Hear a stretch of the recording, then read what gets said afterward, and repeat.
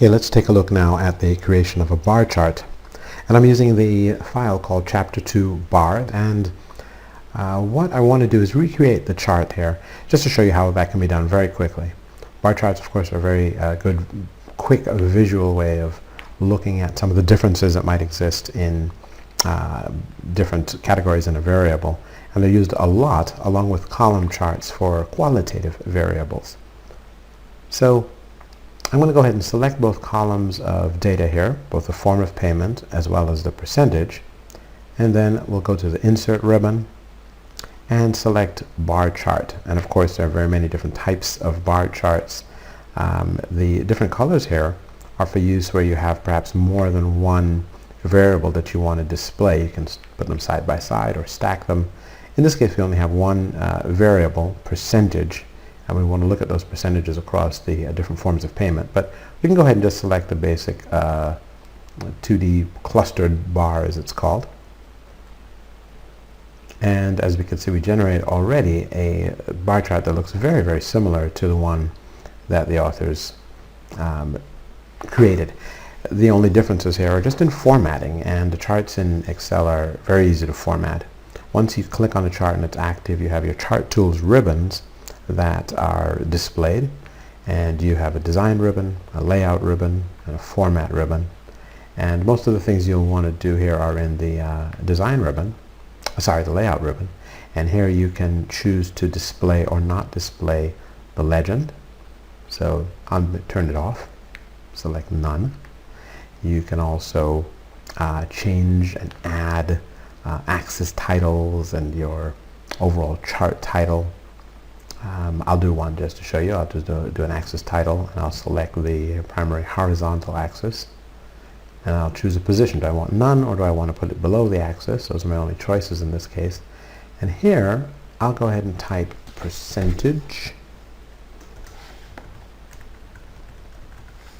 and once I hit enter, that shows up, and I can right click on this and format it, just like formatting any cell in Excel. So I'll change the font to size 14, and I can double click on my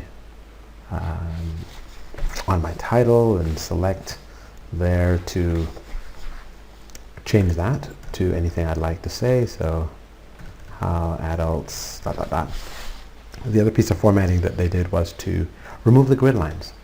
The grid lines you can select by carefully putting your mouse right on top of the grid line and then right clicking, and you can choose format grid lines, and in this case I'm just going to say no line, and that will make my grid lines go away.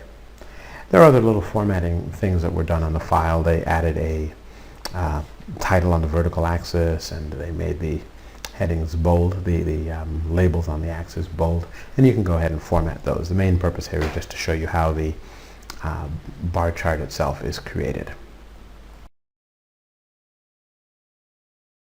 Okay, let's take a quick look at the creation of a Pareto chart.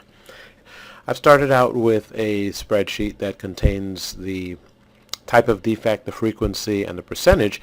And I'm also showing the chart that's in your book that we're trying to create. They're very similar. The title is a bit different. But the idea is to create a column chart that shows the percentage frequency of each type of defect arranged with the most frequently occurring, or the highest percentage, first. In this case that's warpage, and you notice in the original data that's not how it's set up. So let's go ahead and do this. The chart that you have also adds a line here with something called a cumulative percentage, and let's go ahead and start there. In order to create that, I need to create a new column that I'll call cumulative. And in there I'm going to start with the first percentage, and I'm going to say equals whatever that first percentage is, and then I'm going to just add in every subsequent percentage. So in the second spot I'm going to say equals, I'll click on the first percentage plus the second percentage, and then I'll copy that formula down until I have populated that whole column, and it should take me up to 100%. It's a good sign of a cumulative percentage, or whether you're dealing with cumulative frequency or probabilities, as we'll see.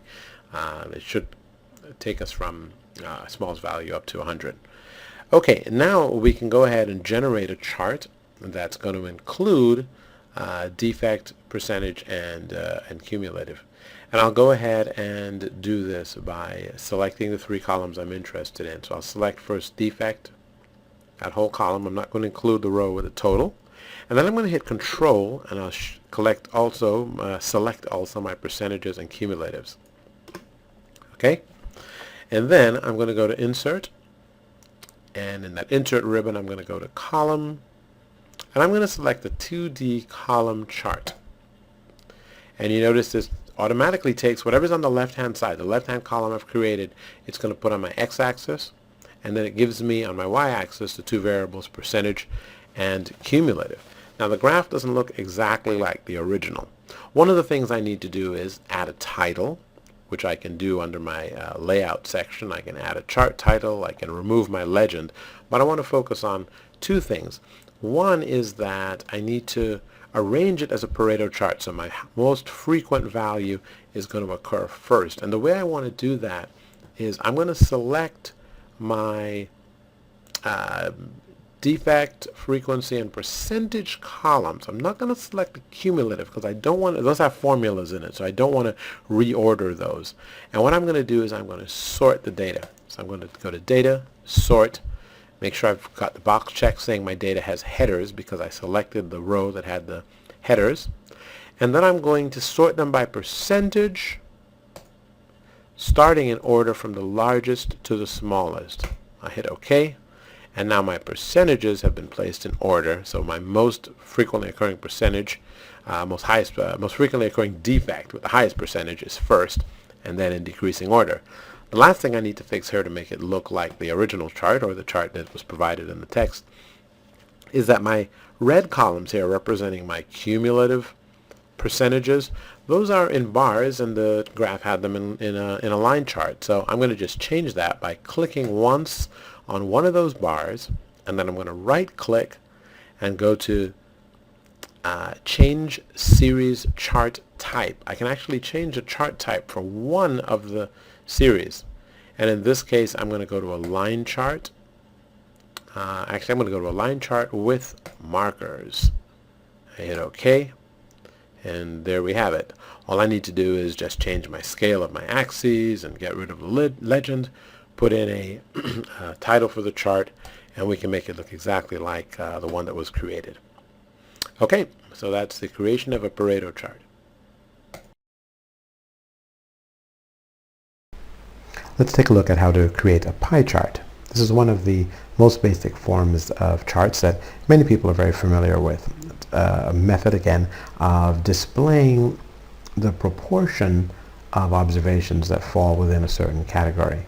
And again, at the bottom left we have the final version that we'd like to create, but I'll show you again the steps. We select our data set, both the individual categories, and then either the percentage or the actual frequencies of observations in each category. And then we go to Insert, select Pie Chart. We have several options in two-dimensional or three-dimensional pie charts. I'll go with a very basic pie chart. And as you see, we can adjust the formatting once again, as you can with all the charts in Excel. So we can go to Layout and remove the legend. We can right-click on the chart itself, on the pie, and add data labels. And there we get it defaults to giving us the actual percentage values. But if we right-click on one of those, we can format the data labels as one of our options. And here we get to choose what we'd actually like to put in those labels. So we can put the category name, just as the authors of our text did.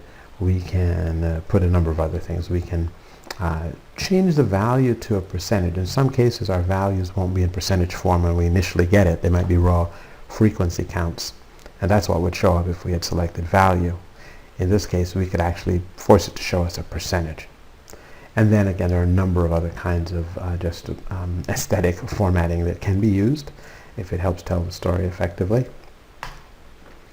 And then of course we can change our title just as we have seen. Oops. By selecting, and we can once again just type in whatever we'd like to call the chart. You can of course change the font sizes on the labels, just as you would format any other cells in Excel. Okay, so you can play around with these and get used to all the different formatting options that you have.